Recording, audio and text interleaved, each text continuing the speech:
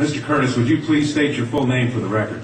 My name is Clinton Eugene Curtis. And where do you reside? Tallahassee, Florida. And what is your profession? I'm a computer programmer.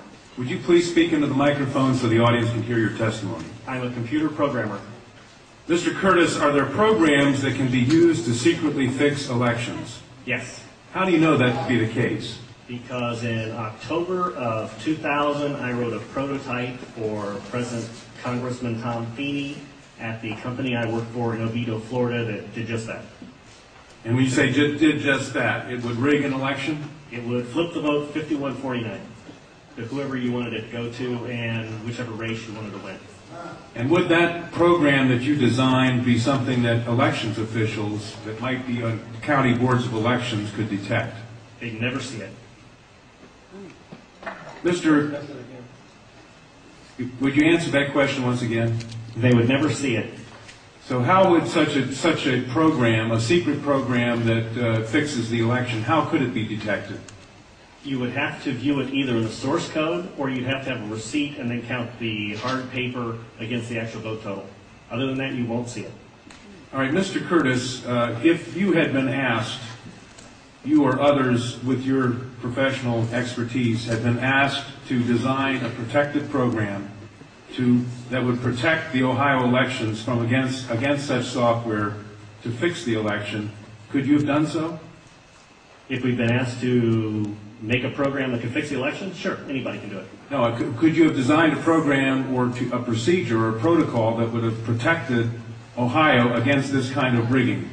No, you have to look at the source code. You have to get probably programmers from both or all parties to look at the source code and determine if there's anything in there that shouldn't be there.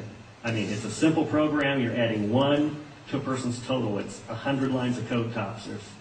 All right. Are you aware of whether there was any protective action in Ohio against this kind of vote rigging through software? I don't know.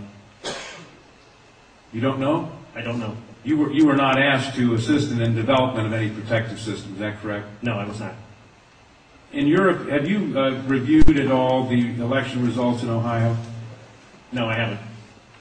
Okay. Given the availability of such vote rigging software and the testimony that has been given under oath of substantial statistical anomalies and gross differences between exit polling data and the actual tabulated results, do you have an opinion whether or not the Ohio election, presidential election, was hacked? Yes, I would say it was. I mean, if you have exit polling data that is significantly off from the vote, then it's probably hacked. And your testimony is under oath? Yes, sir. And the testimony you've given is true? Yes, sir. Who did you say you were asked to prepare? I was asked by Tom Feeney. He's now a congressman. At that time, he was Speaker of the House of Florida, Yang Enterprises, which was the company I worked for, lobbyist, and their corporate attorney. He wore a lot of hats. And at the time, he was the Speaker of the House of Florida. Is that what you said? Yes. Okay, thank you. Congressman, You say he was the lobbyist for the voting machine company at the same time he was Speaker of the House? I don't know what the voting machine company is. He was a lobbyist for Yang Enterprises. We had NASA contracts and Yang Enterprises did what? Computers? computers. Okay, and he was your lobbyist, your He company. was the lobbyist for that company, And yes. he asked you to design a code to rig an election Yes. while he was Speaker of the Florida House. Yes. This was during or previous to the 2000 election? Yes. October into September. And did he ever express why he wanted a code to rig an election? No, I immediately assumed that they were trying to keep you guys from cheating them. So, so I wrote up the documentation of what you would look for in the source code, how you would make sure that you didn't get, taken advantage of, make sure that all voting machines had receipts, because that way you could back count the ones that looked a little funny. And I handed it By receipts, you mean a paper trail? Yes, paper trail. And I handed that in to Mrs. Yang and said, here's your report, here's your program. And she said, you don't understand, we need to hide the fraud in the source. in the source code. Hide the fraud, not reveal the fraud. Not reveal the fraud because it's needed to control the vote in South Florida, was what she said. That's what she said. That's To your knowledge, was this used? I have no idea. I was ready to leave, so I retired and left the company. Your testimony a moment ago, I think you said just before you left and answered the Congresswoman Tubby Jones' question. Would you just repeat what you said in terms of the exit polls? Oh, the exit polls should not be significantly different than the vote. And if they were, you would conclude what? I would conclude someone's playing with the vote. Now with the exit polls? That's possible too. Okay, I was going to ask why something is definitely skewed. something is skewed in one or the other or both. Right. To select which one, you'd have to see where the problem is. Let me ask you one further question. Assuming for the moment that such software, that's what he calls it, such software to rig a vote was used in one or more machines in Ohio or in Florida, could you today detect that if you looked at the source code? If you could get the machines and they have not been patched yet, I mean, once they get in and touch them, anything can happen. You can also set timers to do that, but then you see the timers.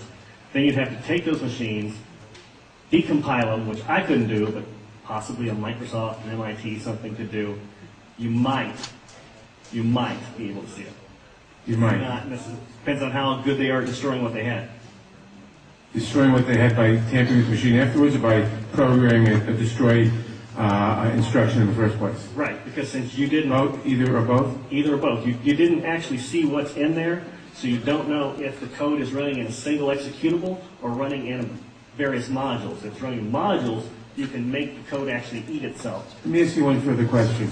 I've been told that people who assume that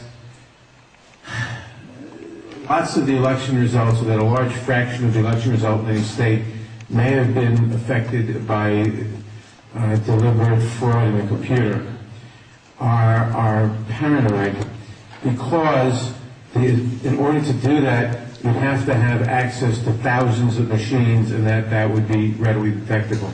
To what extent is that true? It depends on the technology you use. If you did a central tabulation machine that fed in, all you'd have to do is set a flag. You set a flag, the central tabulation machine would then flip your vote. So one person putting in bad code in a central tabulation machine could affect thousands and thousands or tens of thousands of votes. Right, and you could activate either automatically, or you could make it so that there's code existing on like an electronic machine that feeds it, where you would punch it in, it would set the flag, the server would see the flag, and then... And if you had a recount, and there were no paper trail, would that be, assuming that had happened, would that be revealable by seeing a discrepancy between what the central tabulator showed and what the individual machines, which had not been tampered with, showed? Not if I wrote it. Why not? In other words, I would make it match. You could work back from the tabulator to the individual machines, so that the tabulator would tell the machines to switch their results? Yes, it talks both ways. You can flip it to whatever you need. And they actually do talk to each other, the machines as long and as the it's tabulator. hooked up, as long as it's networked together, they can talk to each other. So in other words, there is absolutely no assurance whatsoever on anything with regard to these machines? Absolutely none, unless you look at the source code and make sure it's safe before it goes in. Sir, I suspect people will attack you in terms of your credibility. Could you restate once again your credentials? I'm a programmer. I worked for NASA, worked for ExxonMobil, worked for Florida Department of Transportation.